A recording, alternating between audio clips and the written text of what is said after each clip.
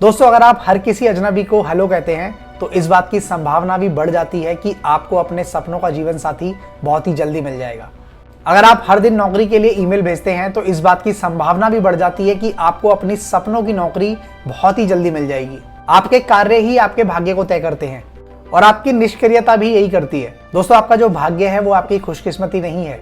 भाग्य जो है वो आपकी मेहनत का परिणाम है। जो आपकी लगन है वो एक दिन का चमत्कार नहीं है, ये तो एक जागरूक चयन है जो कि एक आदत में बदल चुका है। नेटफ्लिक्स की सीरीज के कुछ एपिसोड बोरिंग हो सकते हैं, लेकिन फिर भी आप सीरीज देखते रहते हैं। क्यों? क्योंकि आपके एक दोस्त ने कहा था कि इसे देखते रहना क्योंकि अंततः यह रोचक हो जाएगी। आप सोचकर देखिए कि कितना अच्छा हो अगर हम अपने लक्ष्य और अपनी यात्रा के साथ भी कुछ ऐसा ही करें। शुरुआत में यह प्रक्रिया भी नीरस हो सकती है, लेकिन इसमें जुटे रहें क्योंकि अंततः यह रोचक बन जाएगी। शून्य प्रयास का परिणाम शून्य ही होता है। लगनशील प्रयासों का परिणाम एक आदत है, जब आप सही चीज को किए बिना रह ही नहीं सकते। हमारे पास सिर्फ एक जीवन है, तो सिर्फ एक ही पहचान के साथ क्यों जिएं? आप एक उद्यमी क्यों नहीं बन सकते जो कि कंटेंट भी तैयार करता है? आप दिन की नौकरी के साथ इंस्टाग्राम पर पेंटिंग्स क्यों नहीं बेच सकते? आप पेशेवर खिलाड़ी होने के साथ साथ बिजनेस स्कूल में क्यों नहीं पढ़ सकते? हम नयापन चाहते तो हैं, लेकिन अपने जीवन में हम एक ही करियर से समझौता कर लेते हैं। हम नयापन चाहते तो हैं, लेकिन खुद को सिर्फ एक ही भूमिका, एक ही पदनाम, एक ही काम और एक ही पद से परिभाषित करने का चुनाव करते हैं। हमारे पास सिर्फ एक ही जीवन है, लेकिन हमें एक ही सांचे में खुद को ढालने की जरूरत नहीं है। ये संसार आपको सफलता और असफलता की परिभाषा लगातार बताता रहेगा। इस बात का एहसास ही आत्म जागरूकता है।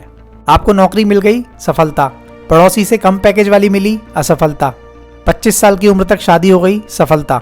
30 साल की उम्र तक तलाक हो गया, असफलता। सच तो यह है कि सफलता और असफलता के आपके वर्तमान नियम संसार ने लिखे हैं। आगे बढ़कर उन्हें अपने हिसाब से दोबारा लिखें, अपने लिए लिखें। अगर आप अपने नियमों के प्रति सच्चे बने रहते हैं तो इससे कोई फर्क नहीं पड़ता कि संसार के हिसाब से आप असफल हैं। अगर आप अपने नियमों के प्रति सच्चे नहीं रहते हैं तो इससे कोई फर्क नहीं पड़ता कि संसार के हिसाब से आप सफल हैं। सफलता आपका खुद के साथ एक संबंध है। आप इस वक्त अपने जीवन में जहां पर भी हैं, आप उससे खुश नहीं हैं, तो यह पता लगाने का इंतजार नहीं करें कि आपको क्या करना चाहिए। आप अपने जीवन में जहां पर भी हैं वहां से बाहर निकल जाएं। बाहर निकलने का मतलब ये बिल्कुल नहीं है कि आपके पास जो कुछ भी है उसे छोड़ दें। इसका मतलब तो दूसरी चीज़ों की पड़ताल करने की जगह बनाना है। अगर आप अपनी नौकरी से नफरत करते हैं, लेकिन उससे आपको बहुत अच्छा वेतन भी मिलता है, तो अपनी नौकरी को करते रहें, लेकिन हाँ, मानसिक और भावनात्मक रूप से बाहर निकल जाएं। नए अवसर खोजने का काम शुरू कर दें। दोस्तों, यहाँ पे आप एक बात जान लीजिए, महारथी वह नौसिखिया है जो हर दिन जुटा रहा। कोई भी महारथी के रूप में पैदा नहीं होता। महारथी वह नौसिखिया है जिसने हर दिन मेहनत की। महारथी वह नौसिखिया है जो प्रक्रिया से प्रेम करने लगा। महारथी वह नौसिखिया है जिसने घंटों टीवी देखने के बजाय अभ्यास करने और नींद को चुना। महारथी वह नौसिखिया है जिसने तब भी कड़ी मेहनत की जब उसके पास एक भी श्रोता या एक भी दर्शक नहीं था। महारथी वह नौसिखिया है जो तब भी जुटा रहा जब उसके पास कोई भी चीज कारगर नजर नहीं आ रही थी। महारथी वह नौसिखिया है जिसने नौसिखिया के ठप्पे से इनकार कर दिया और अपनी कड़ी मेहनत से उसका जवाब दिया। महारथी वह है जिसने अनुशासन को चुना, बहानों को नहीं। भले ही आपको पता हो कि चीजें पहले जैसी नहीं रह गई हैं, लेकिन उसके बाद भी क्षमा मांगे, क्योंकि आपको मांगना चाहिए। आप जानते हैं कि आपको माफ नहीं किया जाएगा, फिर भी आपको माफी मांगनी चाहिए, क्योंकि ये करना सही चीज है।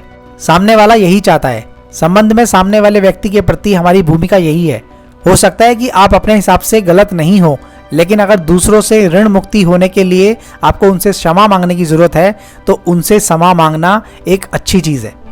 सही चीज करने का कोई भी कारण नहीं होता, क्योंकि सही चीज अपने आप में सबसे बड़ा कारण होती है।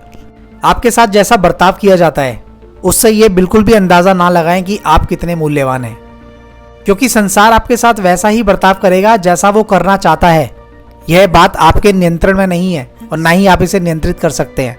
आप तो सिर्फ ये चुन सकते हैं कि आप किसकी बात सुनते हैं। अगर आप उन लोगों के व्यवहार से अपना महत्व तय करते हैं जो आपके साथ अच्छा बर्ताव नहीं करते हैं, तो आप ऐसा करने का विकल्प चुन रहे हैं। कहीं कोई तो है जो आपको महत्व देता है, जैसे कि आप। खुद से शुरू करें।